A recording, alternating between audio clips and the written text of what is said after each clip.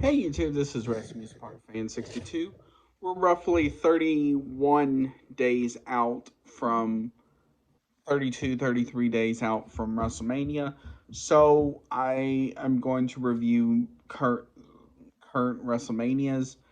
And this one is WrestleMania 36. Now, WrestleMania 36 was a unique mania because you were roughly 3 weeks, a little over 3 weeks into the pandemic. So this is the first pay per view into that.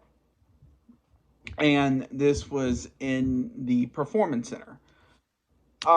So here is the card, and then I will talk about my feelings toward each. Um, in the pre show for night one, Cesaro um, beat Drew Gulak. Now, both are talented individuals, but they deserve better. To start out the show, Alexa Bliss and Nikki Cross versus the Kabuki Warriors for the women's tag team titles. Um, Alexa did a twisted bliss off the uh, top turnbuckle onto Kari for the win. So this was actually Alexa's first win uh, at WrestleMania because her first WrestleMania coming up was WrestleMania 33, where she lost the SmackDown Women's title to Naomi. And then the next year she lost to Nia Jax at WrestleMania 34. WrestleMania 35, she was the host of WrestleMania um, because she was dealing with her concussions. So this is her first win at WrestleMania. Um, so the next is King Corbin versus Elias.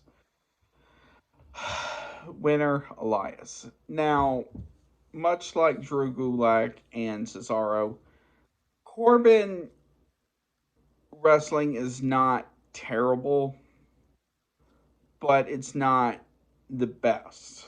Elias was just so.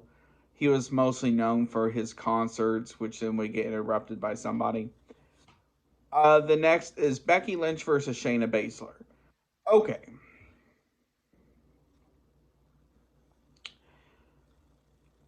Shayna Baszler came up right after, I believe, the Royal Rumble of that year. So, um, so she started her feud with Becky Lynch, by attacking her, and it looks like she was biting her on her neck and everything. So it was an interesting feud. Unfortunately, Becky won. Um, Now, the next one for the Intercontinental title, Sami Zayn versus Daniel Bryan. Now, I can't remember if this was the time where Sammy was on this kick about having a conspiracy. Everybody has a conspiracy against him or not. But Sami Zayn won. For the SmackDown tag titles in a triple threat ladder match, you have John Morrison versus Kofi Kingston versus Jimmy Uso. Um,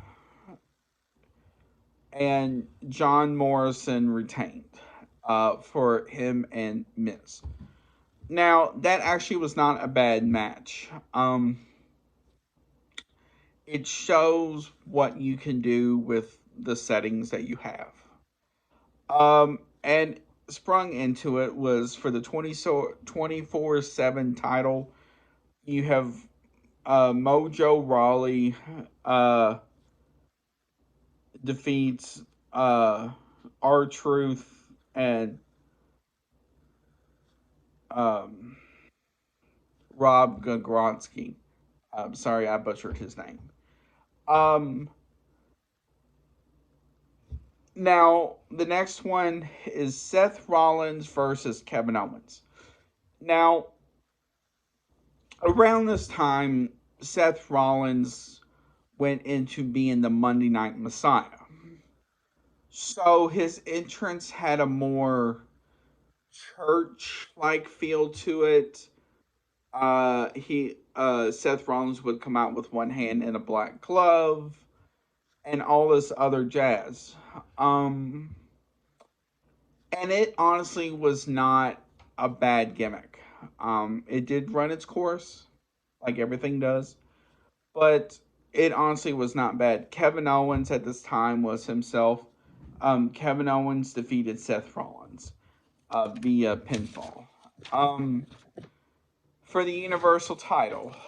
Now, this was the time where it was supposed to have been Braun Strowman versus uh, Roman Reigns, but at the time, because of the pandemic, and to the most part, Roman was still recovering from his leukemia. Um, Not long before, he opted out, and Goldberg won the Universal title. I believe it was at the Saudi Arabia show they had not long beforehand. Um, so it was Braun Strowman versus Goldberg. Now, in theory, this would have been a great match because both are equally as strong, equally as powerful, but this was more of a squash match for Goldberg. Braun Strowman won. And the main event for night one was the Boneyard match. Now, I'm sure you've all seen those memes on Facebook of Taker and AJ Styles from it.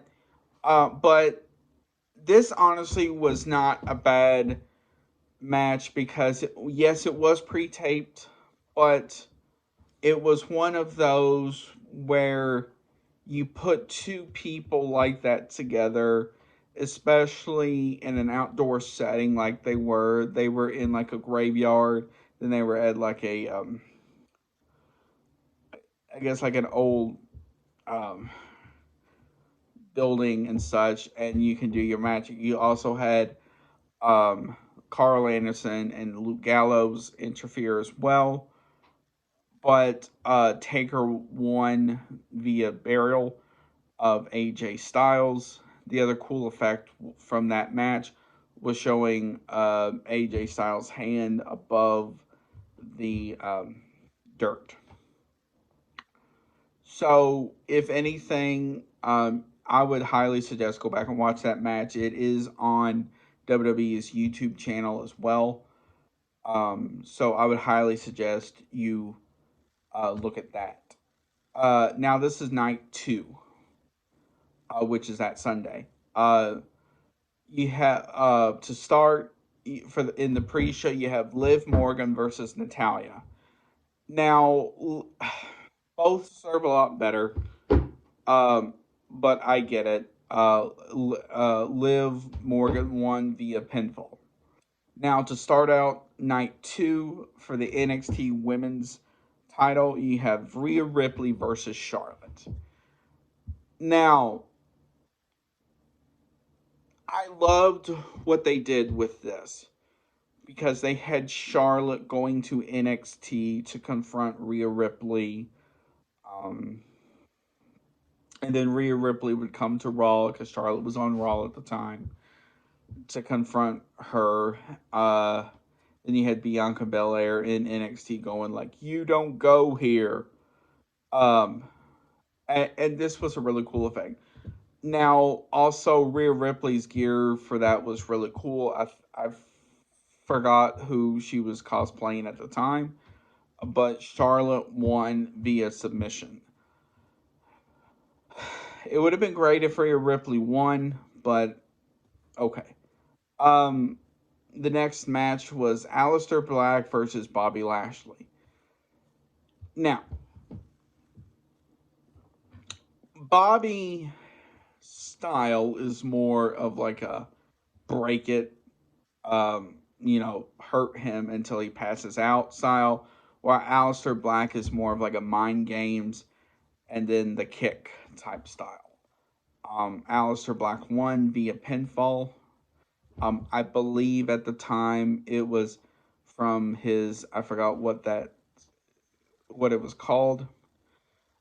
Next you have Otis versus Dolph Ziggler. Okay. At the time, Otis had his own storyline versus Dolph Ziggler over Mandy Rose.